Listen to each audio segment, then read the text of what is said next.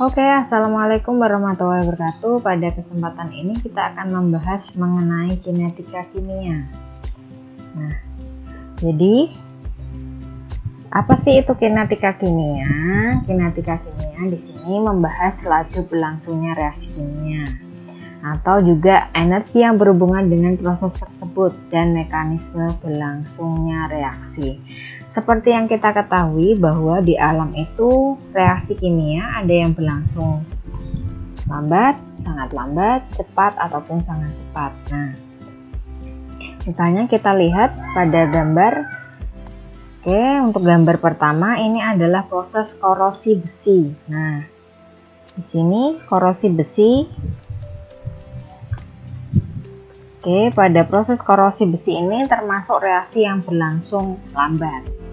Kemudian ada reaksi pembakaran kembang api. Nah, ini pada pembakaran kembang api reaksinya sangat cepat.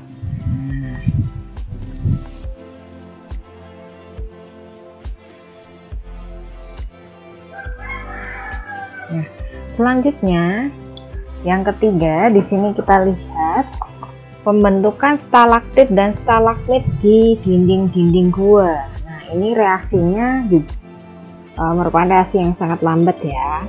Jadi ini adalah pembentukan stalaktit dan stalagmit.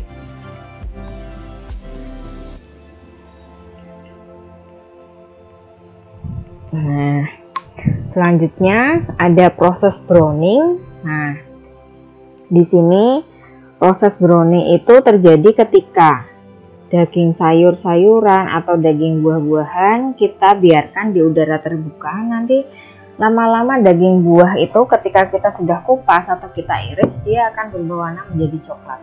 Ini reaksinya termasuk agak cepat ya.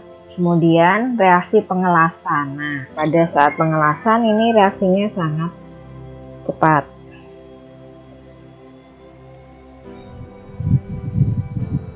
Nah, jadi pada kehidupan sehari-hari reaksi-reaksi itu ada yang lajunya besar, ada yang lajunya kecil, sehingga reaksinya pun juga ada yang cepat, ada yang lambat. Nah, selanjutnya laju reaksi. Jadi di sini laju reaksi itu bisa kita definisikan sebagai laju pengurangan reaktan persatuan waktu atau laju pembentukan produk persatuan waktu. Nah, misalnya pada reaksi A menjadi B. Nah, jika kita gambar untuk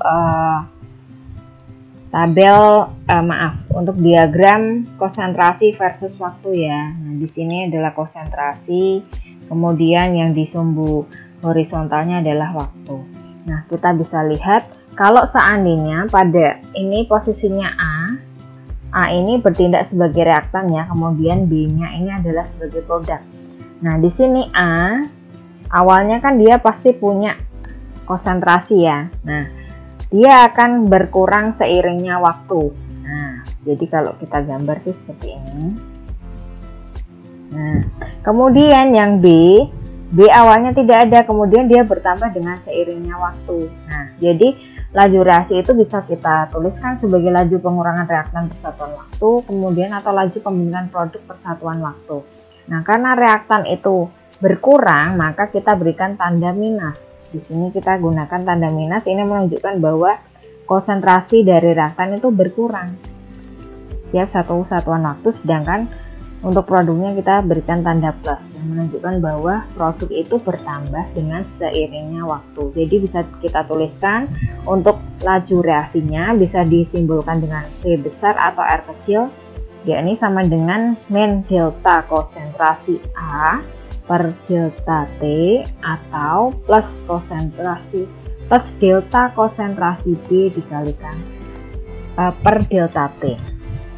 Nah, ini ada proses pengelasan. Nah, jadi pada salah satu jenis dari pengelasan adalah las gas atau karbit. Di sini digunakan untuk penyambungan logam dengan logam menggunakan gas asetilen sebagai bahan bakar. Nah, di sini gas asetilennya adalah C2H2.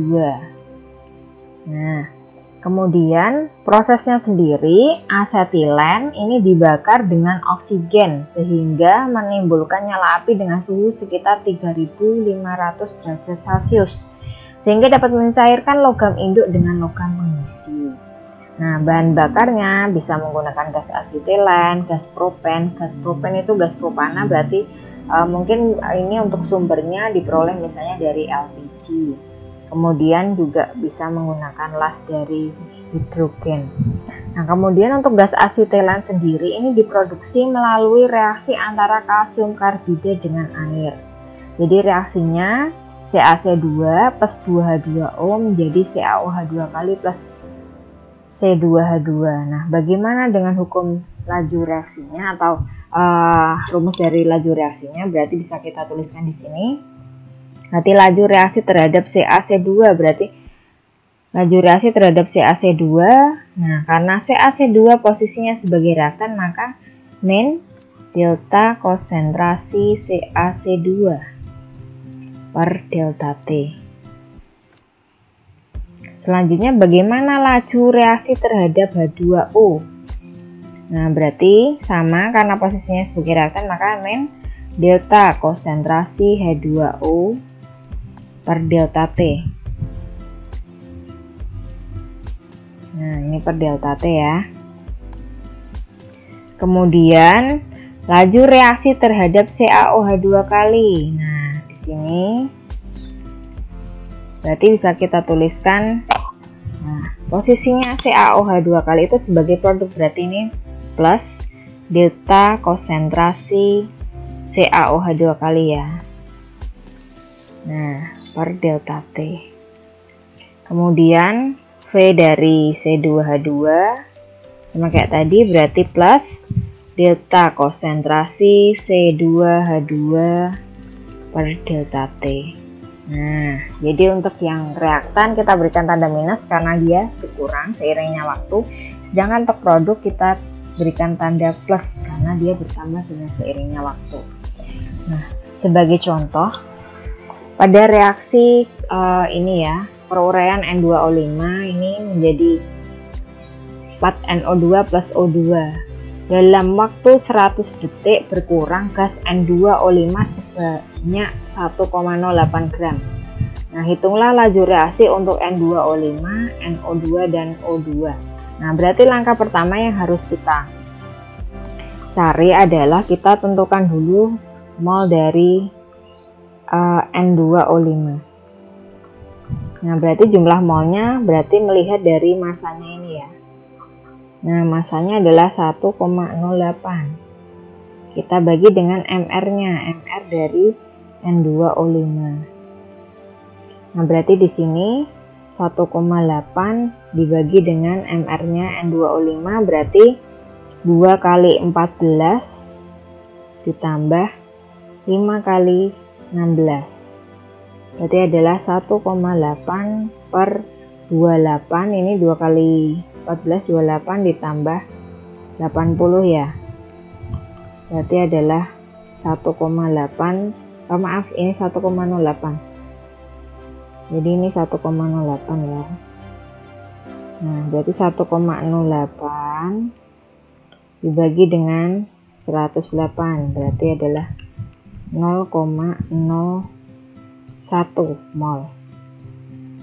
Nah, kemudian kita tulis kembali untuk persamaan reaksinya, berarti di sini adalah 2N2O5 menjadi 4NO2 plus O2. Nah, di sini ada pada soal dalam waktu 100 detik berkurang gas N2O5 sebanyak 1,08 gram. Berarti di sini kalau misalnya pada reaksi kimia kita ketahui ada mula-mula, reaksi, dan sisa. Nah, berarti ini posisinya adalah pada reaksi, yaitu ini kita ubah ya 1,08 gram sehingga ketemu molnya adalah 0,01, maka kita tuliskan 0,01 mol. Kemudian yang ini koefisiennya 2 ya untuk N2O5. Bagaimana dengan NO2? koefisiennya 4, berarti kita tuliskan saja 4/2 dikalikan 0,01, berarti ini adalah 0,02. Sedangkan untuk O2 koefisiennya 1, berarti 1/2 kalikan jumlah mol dari N2O5 nya, berarti adalah 0,005 mol. Nah, hitunglah laju reaksi untuk N2O5, NO2 dan O2. Nah, di sini karena pada soal tidak diketahui volumenya, anggap saja volume dari larutannya adalah 1 liter. Maka kita langsung mencari laju reaksi untuk N2O5. Nah, bisa kita tuliskan VN2O5 atau RN2O5. Jadi boleh pakai V, boleh pakai lambang R. Nah, di sini berarti untuk V2O5-nya adalah karena posisinya sebagai reaktan, berarti kita tuliskan min delta konsentrasi N2O5 dibagi dengan delta T. Nah, berarti di sini adalah min delta konsentrasi, lihat saja di sini. Berarti masih ingat ya untuk rumus konsentrasi sendiri, rumus dari konsentrasi itu kan mol per volume. Nah, di sini molnya adalah 0,01 per volumenya 1 liter dibagi dengan delta T nya adalah 100, berarti hasilnya adalah min 0,0001 molar per second. Nah, atau bisa dituliskan 10⁻⁴ molar per second. Kemudian bagaimana dengan NO2 nya? Berarti di sini sebelum itu, nah saya bikin space dulu. Berarti untuk VNO2 berarti adalah plus delta konsentrasi NO2 per delta T. Nah, berarti di sini adalah plus 0,02/1 karena volumenya 1 liter per delta T nya adalah 100. Berarti adalah 2 kali 10⁻⁴ molar per second. Kemudian bagaimana dengan VO2 nya? Berarti sama karena produk ya, berarti kita tandanya plus delta konsentrasi O2 per delta T. Berarti ini plus konsentrasinya berarti 0,005 dibagi 1 per delta T nya 100. Berarti hasilnya adalah 5 kali 10⁻⁵ molar per second. Oke, semoga bermanfaat untuk materinya.